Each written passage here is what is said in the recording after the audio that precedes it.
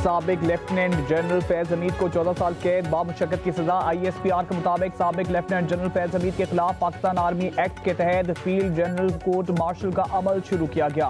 Court martial की कार्रवाई 15 माह तक जारी रही। मुलजिम के खिलाफ 4 इल्जामात पर कार्रवाई की गई। इन इल्जामात में सियासी सरगर्मियों में मुलव्वस होना, ऑफिशियल सीक्रेट एक्ट की खिलाफवर्जी, इख्तियारात और सरकारी वसाइल की गलत इस्तेमाल और मुतल्लिका अफराद को नाजायज नुकसान पहुंचाना शामिल है। ISPR के मुताबिक फैज हमीद को दिफा का मुकम्मल कानूनी हक फराहम किया गया। सजा याफ्ता मुजरिम को अपील का हक हासिल है। सियासी अदम इस्तेकाम में मुबैना किरदार के अलग मामलात भी ज़ेरे गौर। दीगर मुतल्लिका पहलुओं पर अलहदा कार्रवाई जारी है। फैज हमीद के खिलाफ फैसला तारीखी है। मजीद तहकीकात और ट्रायल अभी बाकी है। ये वाज़ेह पैगाम है कि आइंदा ऐसी गलतियां नहीं की जाएं। Chairman people's party Bilawal Bhutto Zardari की चनियोट में मीडिया से गुफ्तगू। कहा, गवर्नर राज के लिए पीपल्स पार्टी और नून लीग में कोई बात नहीं हुई। खैबर पख्तूनख्वा में गवर्नर राज का ऑप्शन मौजूद है। तहरीक इंसाफ खुद ऐसे हालात पैदा करना चाहती है। बानी PTI ताकत के नशे में धमकियां देते थे। मरियम नवाज और फरियाल तालपुर को टारगेट किया गया। उन्होंने सियासत में गलत रवायात डाली, नफरत और इंतशार की सियासत को परवान चढ़ाया। वो आज मकाफाते अमल से गुजर रहे हैं। अपने जराइम का इसी जिंदगी में जवाब देना पड़ रहा है।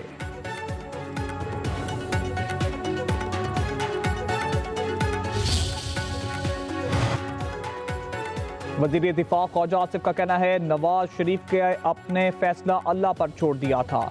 रब्बुल इज्जत ने उनके भाई को वजीर आज़म और बेटी को वजीर आला पंजाब बनाया। नवाज शरीफ के खिलाफ साजिशी आज वक्त के कटहरे में खड़े हैं।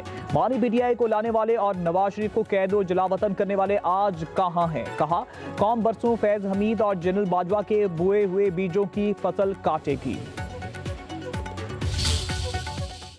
ये बहुत बड़ा फैसला है, एक तारीखी फैसला है और हम ये समझते हैं कि ये हक और सच की फतह है। देखिए, पाक फौज का जो इंटरनल मैकेनिज्म है अकाउंटेबिलिटी का और इंसाफ का, वो बहुत स्ट्रांग है। 15 माह ये ट्रायल हुआ। एक लंबा अरसा जो था वो शवाहिद और सबूत पेश किए जाते रहे। ड्यू प्रोसेस ऑफ लॉ के बाद मैं समझता हूँ कि एक तारीखी फैसला आया है कि जो रेड लाइंस क्रॉस की गई थी, जो सियासी मुदाखलत है, रिटायरमेंट के बाद जब इन पे कदरन थी कि ये पॉलिटिक्स में इन्वॉल्व नहीं होंगे, ये PTI के सियासी मुशीर बने। इन्होंने PTI की पूरी पॉलिटिकल सपोर्ट की। 9 मई जैसे वाकयात और दीगर जो वाकयात थे जिसमें इंतशार फैलाना, स्टेट के खिलाफ जो है वो बगावत करना, एजिटेशन करना, वो तमाम चीजें इन पर साबित हुई हैं। नाजायज अपने इख्तियारात का इस्तेमाल करना, ये तमाम चीजें सबूतों के साथ, जिसे हम नाकाबिले तरदीद सबूत कहते हैं, ये साबित हुआ है। बड़ा फेयर और जस्ट फैसला आया है। विफाकी वज़ीर इत्तलात अता तर्ड ने फैज हमीद के खिलाफ फैसले को हक और सच की फतह करार दे दिया। कहा, कानून से कोई बालातर नहीं, रेड लाइन क्रॉस करने वाले शख्स को सजा हुई है। फैसला शवाहिद की बुनियाद पर आया। फौज में खुद एहतसाबी का अमल बहुत मजबूत है, जिसकी वाज़ेह मिसाल सब ने देख ली। अता तर्ड ने कहा, फैज हमीद PTI के सियासी मुशीर भी थे। सियासी मामलात की मजीद तहकीकात होंगी।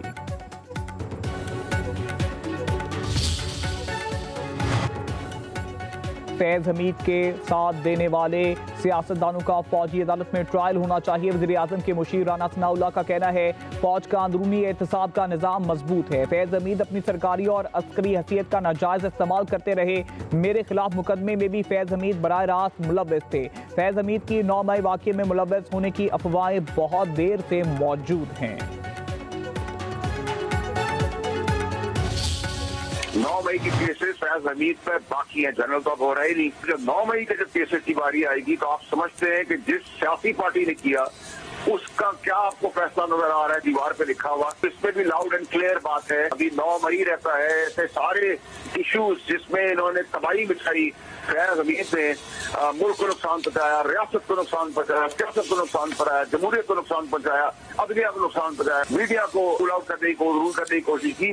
तो अब जो बानी और जो पोलिटिकल पार्टी इसके साथ इन्वॉल्व थी, स्पेशली 9 मई, वो उसका अभी एहतसाब का अमल जारी है। जब आप अपने को नहीं छोड़ेंगे और जो बुनियाद पाकिस्तान में रख दी गई है सजा और जजा की, कि पाकिस्तान से बड़ा किसी का बाप नहीं है। अब ये इब्तिदा है। 9 मई के केसेस बाकी हैं। ये लंबा चौड़ा इंसाफ का सिलसिला अब नहीं रुकेगा। सेनेटर फैसल वावदा का कहना है पाकिस्तान से बड़ा कोई नहीं, अपने इदारे का एहतसाब करना चीफ ऑफ डिफेंस फोर्सेस का सबसे बड़ा क्रेडिट है। अगर आप अपने आदमी का ट्रायल नहीं छोड़ेंगे तो बाकी कोई बचेगा। सियासी जमात को अब किसी भी किस्म की रायत नहीं मिलेगी, बानी पीटीआई समेत सब गिरफ्त में आएंगे। फैसल वावदा ने कहा पाकिस्तान में एहतसाब का अमल चल पड़ा है, अब दुनिया की कोई भी ताकत पाकिस्तान को तरक्की से नहीं रोक सकती। पाकिस्तान की सियासत में मुस्बत असर होगा और वो फ्यूचर में उन जर्नलों को इस पे जो है वो ब्लॉक करेंगे कि आप ऐसे चीज़ें ना करें जिस पे कल आपको सजा हो सकी। हमारा सूबा तो फैज़ हमीद साहब की वजह से, उनकी एक चाय की प्याली की वजह से सफ़र हुआ, तो वो तो आप देखें कि वो चाय की प्याली तो हमें बहुत ज़्यादा महंगी पड़ी और पड़ रही है। कुल अगर कोई भी पाकिस्तान से अपने आप को बेरुज़मा ठहराएगा, पाकिस्तान से कोई ऊपर है या रियासत से ऊपर समझेगा, तो डेफिनेटली वो सजा हो सकते हैं। सबसे पहले रियासत और फिर उसके बाद सियासत होनी चाहिए। फैज हमीद की चाय की प्याली की कीमत पूरे खैबर पख्तूनख्वा ने चुकाई।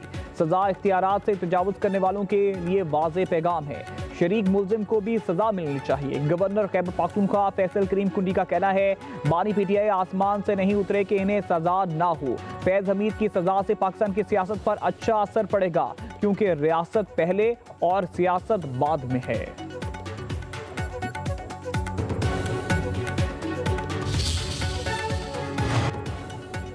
वज़ीर आला सुहेल अफरीदी का कहना है फैज हमीद को सजा इदारे का अंदरूनी मामला है, पाकिस्तान के मुफाद में जो होगा हम वो ही करेंगे।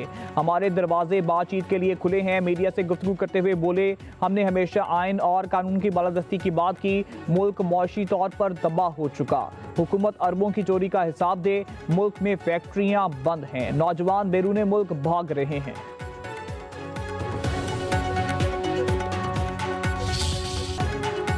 यूट्यूबर आदिल राजा ने माफी मांग ली। ब्रिगेडियर रिटायर्ड राशिद नसीर को बदनाम करने का इल्जाम तस्लीम कर लिया। कहा मेरे पास तकमेज इल्जामात के दावे का कोई दिफा नहीं था। लंदन हाई कोर्ट ने आदिल राजा झूठा करार देकर साबिक ब्रिगेडियर राशिद नसीर के हक में फैसला दिया। फैसले में कहा गया तमाम इल्जामात बेबुनियाद, बिला सबूत और झूठ पर मबनी थे। आदिल राजा को 2,60,000 पाउंड बतौर अबूरी अखराजात फौरी अदा करना होंगे। हुक्म ना मानने पर तौहीन अदालत जुर्माना और जेल होगी।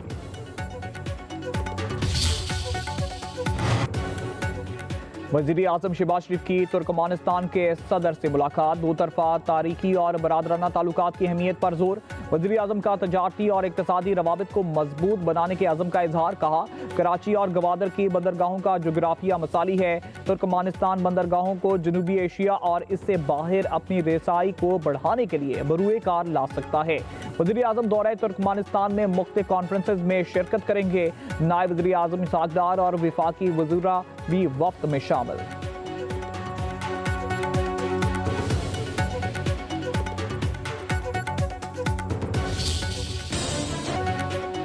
सोशल मीडिया कंपनियों का आदम तावन, हुकूमत ने सख्त कार्रवाई और आलमी अदालत जाने का इंदिया दे दिया। वज़राए मुमालिक तलाल चौधरी और बैरिस्टर अकील मलिक का कहना है कि दहशतगर्दी में मुलव्वस अकाउंट्स भारत और अफगानिस्तान से चलाए जा रहे हैं। इन अकाउंट्स की बंदिश के लिए सोशल मीडिया कंपनियों का रिस्पॉन्स इंतहाई कमजोर है। फलस्तीन बारे और दीगर पोस्ट ऑटो डिलीट हो जाती हैं तो दहशतगर्दी की क्यों डिलीट नहीं होती।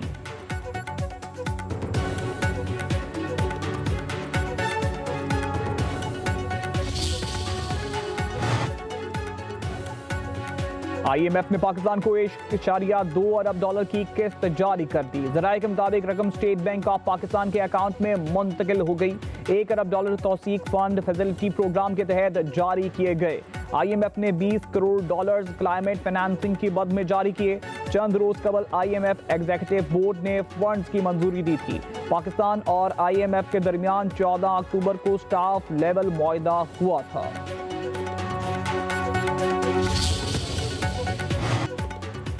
नॉर्वे के सफीर को पाकिस्तान के अंदरूनी मामलात में मुदाखलत पर वजारत खारजा ने सख्त तरीन अल्फाज में डिमार्श जारी कर दिया। दफ्तर खारजा के मुताबिक सफीर का सुप्रीम कोर्ट में जेर समात ईमान मजारी केस की समात में शरीक होना वियना कन्वेंशन की खिलाफ वर्जी है। पाकिस्तान ने वाज़ेह किया है कि वो अपनी खुद मुख्तारी और अदालती अमल में किसी भी बैरूनी मुदाखलत को कतन बर्दाश्त नहीं करेगा।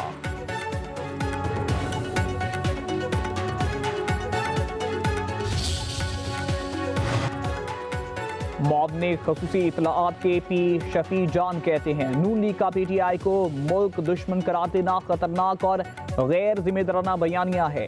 सियासी इख्तिलाफ को गद्दारी से जोड़ना कौमी यकजहती को नुकसान पहुंचाने के मुतरादिफ है। अवाम सब कुछ देख रही है। ताकत के जोर पर सच नहीं छुपाया जा सकता। मानी पीटीआई के करोड़ों वोटर्स हर ज्यादती याद रखेंगे। फैसला अब अवाम करेगी।